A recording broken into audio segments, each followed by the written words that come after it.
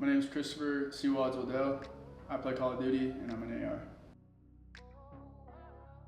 In the driver's seat, not much resistance as cWadz puts an end to that. Oh my goodness, what a headshot, as well as another member of the Huskies looking to take him out, but he cannot.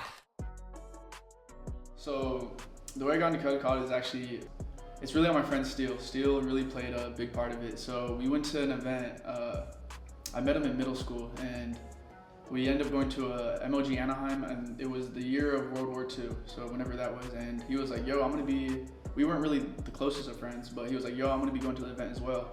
And he was at a booth when he was on E United before he went pro, and my homie Steele, he waited in line for, I think it was like 2 hours to play against him. We ended up playing against him and we beat him in the 2v2.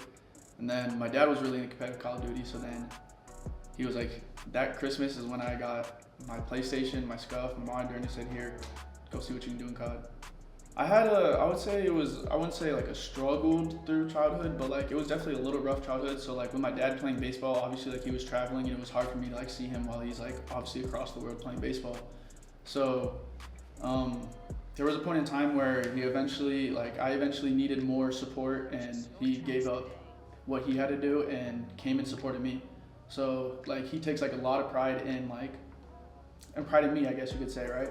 So always throughout life, it was always like, no matter what, like if I had a goal, if I had a passion, he would always support it no matter what it was. It didn't have to be about a sport. It didn't have to be, it could be coloring a book. It could be coloring a book, bro. Like if I like coloring, he's gonna support that all the way through.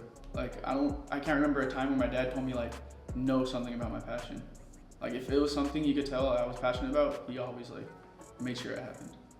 No matter what, he's always told me like, oh, I'm gonna go pro in something. Like no matter what it is, he knows like I have that strong attributes of just like he was a baseball player, so he knows like, he's really like pushing me to go take the next step. Like he knows like it's more of a mental thing than actually like it happening. Like I already have all the skill set.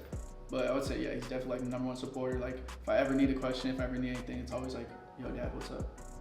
First I went to Ohio when I moved straight from high school, so went to go play in Rio Grande, Ohio, and just hated it. Then Bendy ended up saying they needed people since this was when Cody and Rupert were like all leaving and stuff.